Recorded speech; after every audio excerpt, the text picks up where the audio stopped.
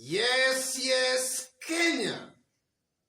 Tamu sana, tamu sana, tamu sana, yes, tamu sana. Earlier today, Raila Odinga took Azimio la Umoja to Makueni County, and speeches were made there. But one particular person who caught the attention of very many Kenyans was Charity Ngilu, Kitui governor. Listen to this. Huyu mtu na niseme hapa na mimi akitaka nitamuelezea. Hii project ilikuwa ya 13 billion. Yeye alikuwa anapigania na watu wake mpaka ifike 39 billion. Hapa hii project ya Thwake Dam sisi tulikuwa tumepewa 10%. 30% ya local content ingekuja Ukambani hapa. Our contractors, our professionals, our women, our young people. Hiyo pesa iko wapi? Hiyo pesa iko wapi? I can say here. Hiyo ndio pesa anabeba na ngunia kila siku akitembea kwa watu. Mukisema hapa niwe chair, nitawaita. Nchi yetu inaumia sana. Kwanza niliona mtu, and I want to curse him, and God look at him. Akipatia wanawake anawaambia hii biashara mnafanya atichukueni 1 million shillings. Shindwa wewe. What business is that? What business is that? Hata maendeleo. We tuite so that we can cast this man. Na tumuwekelee jiwe ile kubwa ya kumuzika kabisa. Shame on him. Apeleke wale wake. Hiyo ni shame gani? Yes, that's Charity Ngilu speaking today in Makueni. And from those two speeches, Charity Ngilu is trying to admit two things. She's first admitting that William Ruto might have influenced the increment of Thwake Dam construction from 13 billion Kenya shillings to 39 billion Kenya shillings. That's one thing that Charity Ngilu is just trying to insinuate. Secondly, Charity Ngilu is actually questioning William Ruto's integrity. You know, some times back, William Ruto was in Makueni and he promised to give sex workers 1 million Kenya shillings. So Charity Ngilu here is cleverly trying to question William Ruto's integrity. Yes. So in this video, ladies and gentlemen, it's not only Charity Ngilu who has come out to question William Ruto's integrity and also about his seriousness as far as corruption fight is concerned. It's not only Charity Ngilu. So in this video today, I want us to really understand why is it that almost all these top leaders are almost in an agreement that William Ruto is not the right person to lead this country come next year. Because also, we have also Cyrus Jirongo, who worked with William Ruto years back in 1992, in the infamous YK92. And Cyrus Jirongo has also come out in so many numerous occasions to challenge, or rather to question, William Ruto's credibility and integrity. So, why is it that almost all these top leaders who have worked with William Ruto all are in agreement that is not the best person to lead this country? That's our analysis and discussion today. So if in case you've just bumped on this YouTube channel for the very first time, kindly subscribe, give this video a like. Give it a like, please. Give it a like. Thank you. God bless you. There are 5 reasons that can explain that. I know there might be other reasons, but I've just settled or summarized them into 5 reasons for you and me to understand one another better here. The first reason, Ruto might be as corrupt as being alleged or being portrayed by these leaders, for they belong in the same club. They are all the ruling elite. You know that it's just like a club. You know, even if you are in a group, you tend to know one another. In a group, you know, huyu ni wakukasirika raka, huyu anakwanga hivi. So in a group, you know one another. So these top leaders, because I believe that a majority of them might in one way or the other worked with William Ruto before. So they know him better than actually Kenyans know William Ruto. So for them actually to come out almost unanimously to state that William Ruto is corrupt and is not fit to lead, they might know him more than Kenyans do. So I believe William Ruto might just be as corrupt as being alleged or being portrayed by these leaders who know him better than Kenyans do. Secondly, Ruto, for the time he has served in government, he must have amassed a lot of wealth that he has not been able to explain well to Kenyans. Because I can still remember when we were going towards 2013 presidential election, when Ruto and Uhuru were facing some cases at the Hague-based court, ICC. Then the Netherlands courts ran to them in terms of wealth.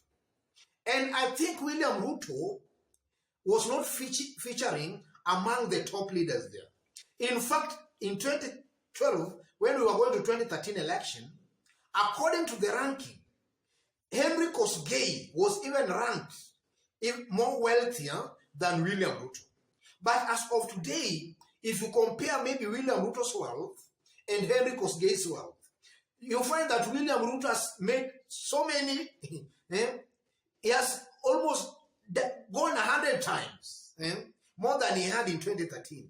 So Kenyans, maybe, and even these leaders, they believe that William Ruto's wealth might have just increased during this time he has been in government as the deputy president. So William Ruto also has not been able to explain to Kenyans how within a very short span of time he has been in government, his wealth has increased tremendously. He can't just explain that, and he has never come out to explain to Kenyans that issue very, very clearly. He has been talking of selling eggs, but you know, we have so many people who sells eggs, and they don't make such kind of money. We see William Ruto maybe dishing out in some of these rallies and tours. So maybe it's high time for Ruto to come out clean and explain to Kenyans very, very well how he has managed to amass a lot of wealth within this period he has served in government. He has to come out and explain that to Kenyans.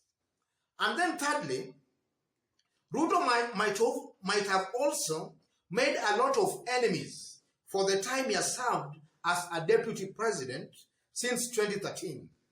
And I believe this is simply because of the way of his demeanor.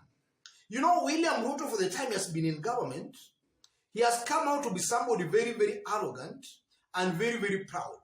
In fact, in so many numerous occasions, he has been chiding his competitors and his opponents, or rather his peers. Sometimes back, he was even talking as if now he knows it all. He's now everything. So I tend to believe, because of also such kind of behaviors, a majority of his peers feel that he's very proud and very, very arrogant. So I believe that maybe power has got into William Ruto's head to a point now he feels is very, very much more important than most of these peers of his. That's also a reason, ladies and gentlemen. And then fourthly, Ruto comes out as not a team player. He is not a team player. He just believes in himself and him alone. That also comes out very, very clearly. Because I just don't understand how all these top politicians and top leaders can all be avoiding William Ruto. That's something that I just don't understand. It's either he is not a team player, or maybe he believes so much in himself and he does not believe on any other person but him and him alone. Because also sometimes back, during Jubilee's first time in government, there were wide rumors and allegations that were emanating from William Ruto's office. and specifically from some of his advisors. They were saying that William Ruto is not a person you can advise. You can't advise him. He just ignores advices. When he says something, that's it. You can't advise him contrary to what maybe he has said or what he knows. So he's also coming out as somebody who is not a team player. He just believes in himself and him alone. And that's why largely he has not been able to quote any serious political leader in this country, even remaining just some few months to the next general election. He comes out as somebody who is not a team player. And then finally, these top leaders, they don't just believe on him. They don't just believe that William Ruto is fit to be the president. And this is likely because of his experience. You know, William Ruto has never contested for the presidency in Kenya. In fact, this is going to be his first time to contest. So if you look at leaders, the likes of Kalonzo, they have tried. They have gained the experience. Mudavadi has tried. They have the experience. So in one way or the other, I believe that these leaders just feels that Ruto as of now is still not yet fit. He is not ready. He is not capable yet to be the president. And also, if you also look at his maybe anger and the way he talks, it also just lends credence that as of today, he is still not yet ready. You know, William Ruto is also coming out as somebody who talks much. He talks much. And he has also demonstrated before that he's a man that is very, very emotional. So maybe these top leaders believe that maybe for him to be able to lead a country, then he must have some experience. He must be panel beaten a bit. But for now, if he just contests and becomes the president, then maybe he can do very, very serious things that will leave this country bleeding for the rest of the next 100 years. Otherwise, ladies and gentlemen, I strongly believe that those might be the reasons why all these top leaders are all in agreement that William Ruto is not the best person to lead this country. These leaders have worked with William Ruto. They know him better than Kenyans know William Ruto. So in one way or the other, what they are saying might hold some water. Otherwise, if just as I did indicate when we were starting, if you've just bumped on this YouTube channel for the very, very first time, kindly subscribe, give this video a like. Give it a like, please. If you are watching us for the very, very first time, and you are watching us outside Kenya, drop a comment, let us know from which part of the globe you are watching us for. Drop a comment, please. And if you have not yet subscribed, subscribe, give this video a like. To our fans and subscribers in this channel, I'm very, very much grateful for the kind of support you are giving me here on a daily basis by constantly giving our videos likes, constantly dropping your comments. God bless you. God bless Kenya. Tamu sana, tamu sana, tamu sana.